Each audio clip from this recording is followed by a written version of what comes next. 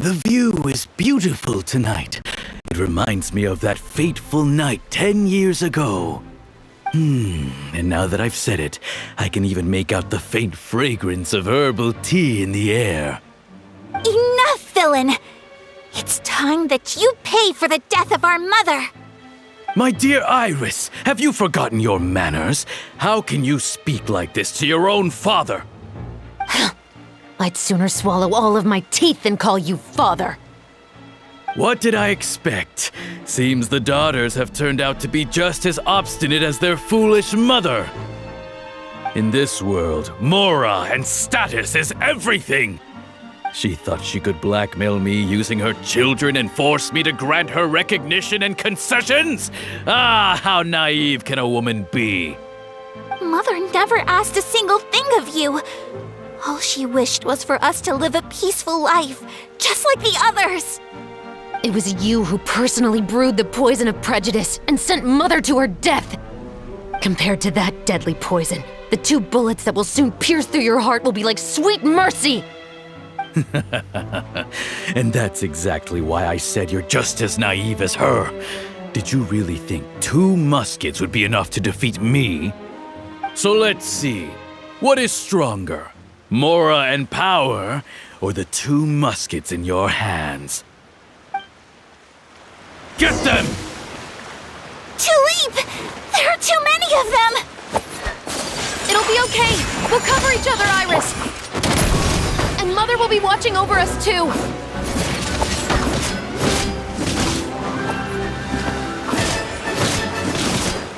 Justice will prevail!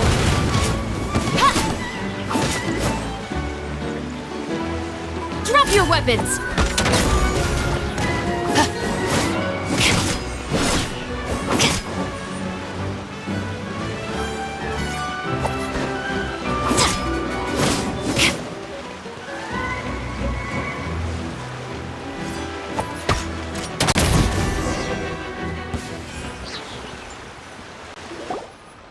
You've lost.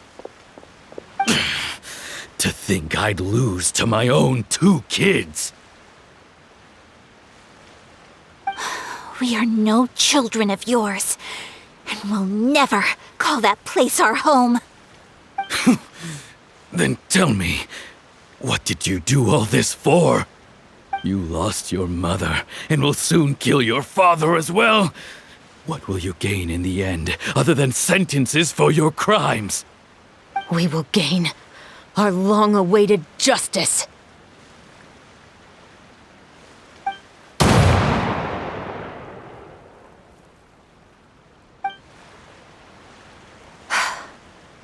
It's over. Finally, it's over.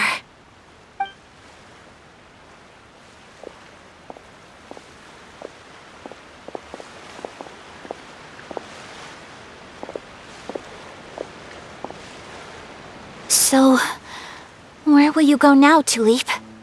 I'm not too sure, Iris. Maybe somewhere with lots of flowers? After all, Mother always did love going where the blossoms were. What about you? I want to go visit Mother's grave. Yeah, that's not a bad idea. Huh? Tulip, look! What is it? It's Mother's favorite, the rainbow rose. Look, it's blooming again.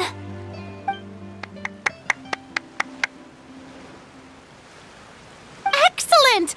That was beyond mesmerizing. Even I didn't expect the scene to go so well.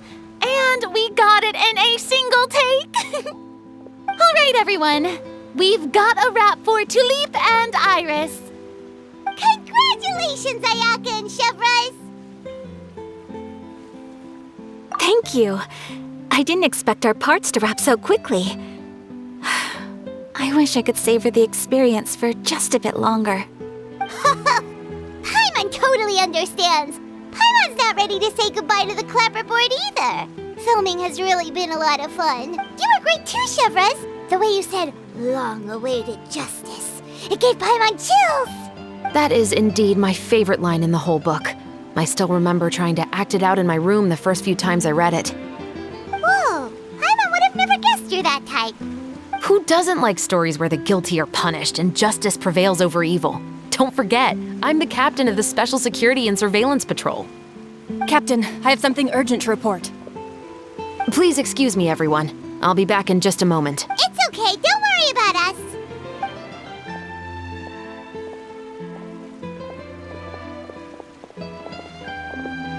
Oh?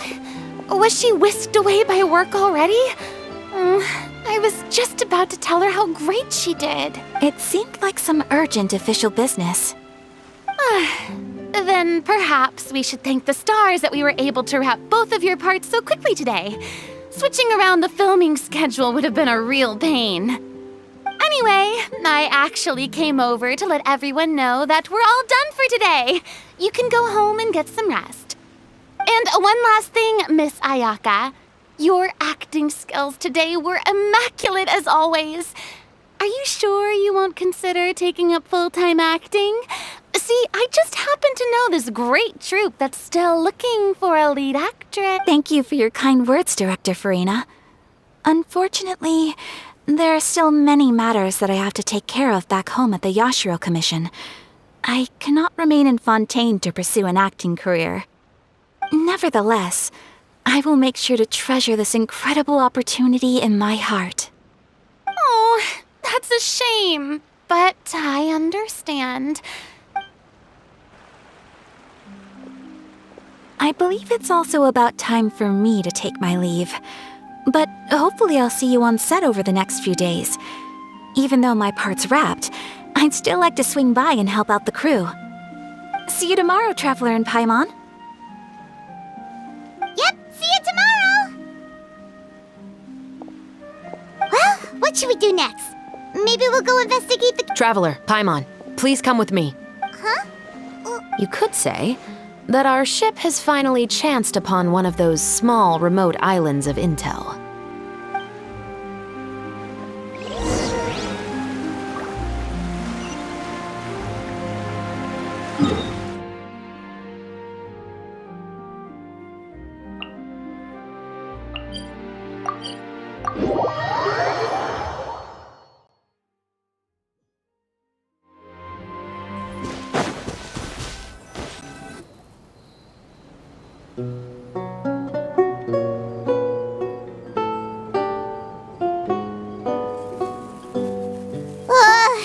Paimon's exhausted. Paimon definitely didn't expect having to float this far after a full day of filming. So, Chevres, why did you take us here? Affirmative. It wasn't anything conclusive, but it should show us a clear way forward. Have you ever heard of someone by the name of Emily? Oh, you mean that famous perfumer? She's a good friend of mine. She's lent me her aid several times in the past to resolve some difficult cases. After I discovered the rainbow rose at the scene of the murder, I sent it to her. After all, she's probably the foremost expert on flowers and scents in all of Fontaine. And then? There was nothing remarkable about the flower or the trace amounts of soil left on it. But according to Emily, the rainbow rose left by the killer was derived from a very rare cultivar. Huh. Paimon didn't know that there were different varieties of rainbow rose. Paimon just thought they grew everywhere in... Flowers that are deliberately cultivated will always show some different features from those that bloom in the wild. We already knew that the rose left at the scene belonged to a special cultivar, but with Emily's expertise, we were able to pinpoint the place where it was first picked from. Oh, Paimon gets it now? Precisely. And after we checked what we learned against some sales records from the past, we discovered that there's only one person in all of Fontaine who could grow and sell this specific cultivar. Really? And who is it? It's the novelist. But didn't you say he had an alibi? To be clear, I haven't changed my mind about him. I still don't think he was the one who pulled the trigger. However, that doesn't mean the true culprit never visited him at his home or never purchased a rainbow rose from his garden. Whatever the case, we will have to confirm a number of things with him. So you mean the next place we need to go is... Yes, we're going to pay him a visit at his home.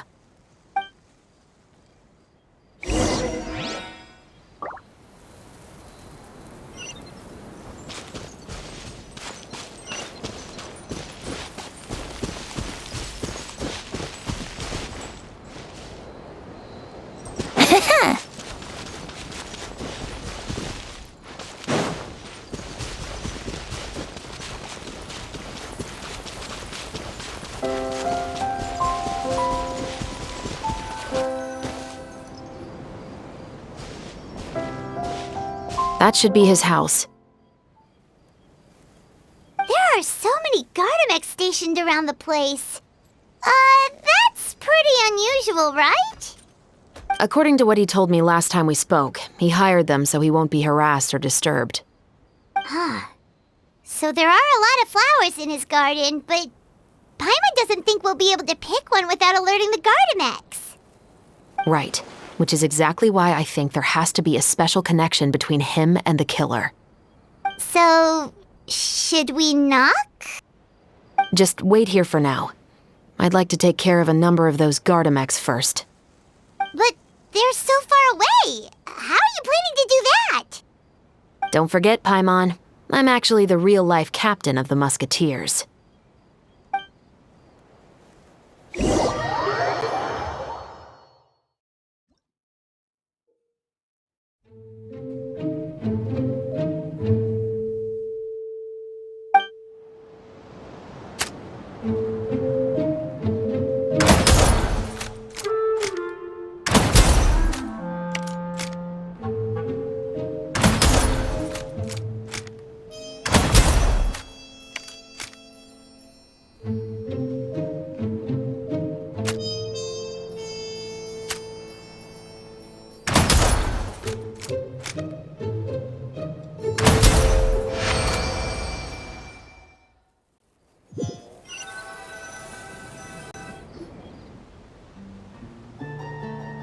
All clear. Let's go. Wait!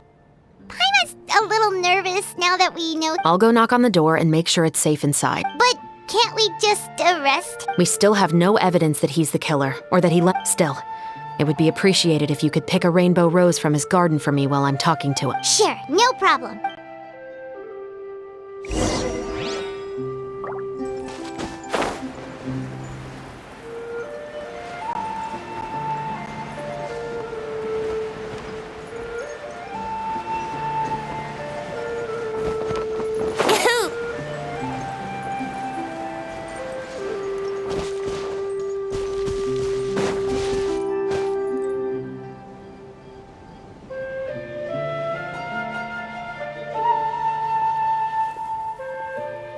Excuse me, Mr. Baptiste, are you home? Who could it be at this hour? Oh, it's you, Officer Shavras. Would you mind accompanying me to the guard's headquarters, Mr. Baptiste? We would like to ask you some questions about a case. Oh, is it still regarding the murder case from before? I cannot confirm or deny that at this time. So it is then. Listen, I need you to come with me, Mr. Baptiste. Miss Shavras, I'll save you the trouble. Oh, and you two over there? There's no need for you to pick my flowers either. It's not time for them to bloom yet. Oh!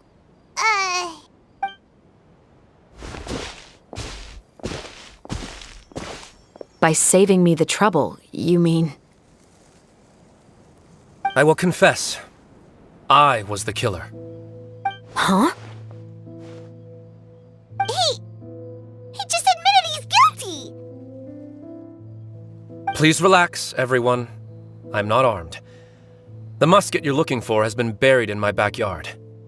Then it's my responsibility to inform you, Mr. Baptiste, that everything you say right now will be used as evidence for the inevitable trial. Yes, I am perfectly aware of that. I must say, I hate this feeling. Oh? Is it because I confessed? Or because you've been proven wrong? Both, I suppose.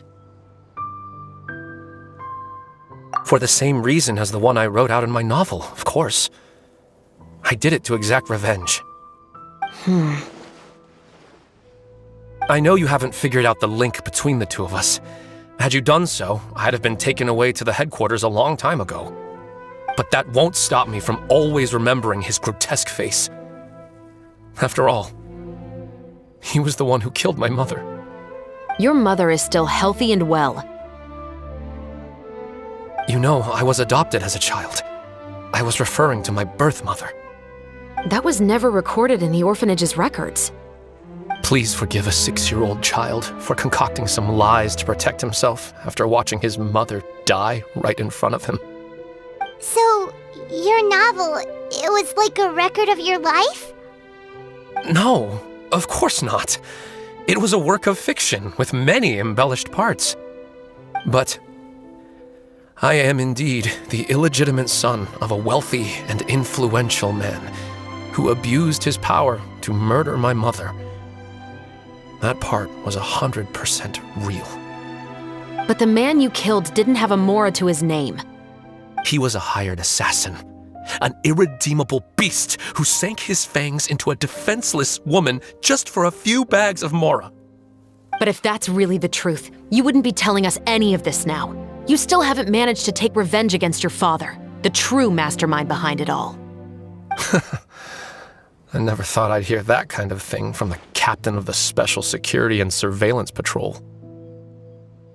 I'm simply skeptical about your motives. It's simple, really. I've grown tired of everything and don't want to shoulder this burden anymore.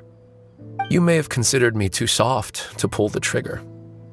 Well, as it turns out, you are exactly right. I've become overwhelmed by the aftermath of the murder.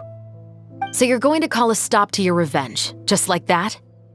The true mastermind is too rich and too powerful for me. I've accepted that I will never be able to avenge my mother alone. And so what? The characters in your book never gave up. Now, Officer Shavras, I'm the one who has killed a man, aren't I? Are you trying to convince me to commit another crime? What's your father's name? How do you plan to prove the veracity of all of your claims? Well, I'd like to speak with you privately. Sure. Why don't we speak privately at the guard's headquarters? No, it has to be here. I must ensure that we won't be overheard. Fine. Let's talk here. When I said won't be overheard, I meant by anyone. I would like to speak with you and you alone.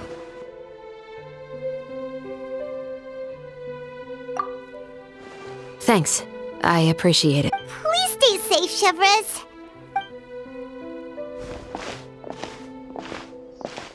All right. Let's hear it. Will you really believe what I'm about to say? Well, that depends on what you're going to tell me. Fair enough. Fair enough. Then listen closely.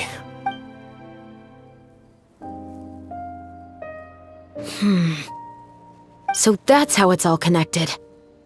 So, it seems you believe me after all. Do you want me to go public with this? No, of course not. At least, not right now. Then why did you bother telling me? You've read my work. What do you think? Even if you were to go public with all of this right now, he'd simply deny everything. It's been too long. Almost 20 years. Anything that could be used as evidence has long faded away. Even if there might have been a solitary island of truth once upon a time, it has long. Justice will never find him. Not if you don't try. I know that as the captain of the Special Security and Surveillance Patrol, you will always stand on the side of justice. But do you really think a cushy life in prison really constitutes justice for him? I bet he could lead an extremely comfortable life in the fortress of Meripede. What are you trying to say? I've been observing you from a distance. Your portrayal of the musketeer was exquisite. Pull the trigger of justice against him. Let the villain get what he deserves. You want me to let you go so you may complete your revenge? No, Officer Shavras. I know that would be impossible. No. What I'd like is for you to perform the deed on my behalf. Oh, Chevra sure is taking her time. Oh, Paimon's worried. What if he decided to attack her? Oh, still. Do you have any idea who the rich person might be? Sorry to keep you waiting, you two. Hey, how did your talk go? I've already sent someone to escort Baptiste back to the headquarters for questioning. He wasn't lying about the musket. It was indeed buried in his backyard. But what about the name? Did he tell you the name of the rich guy? Yes, he did. But for now, I have to return to the Special Patrol. There are still a few loose ends I need to tie. I'll probably be quite busy over the next few days, so apologies if you don't see me on set. All right, Paimon understands if... Actually, there's still something else I need your help with.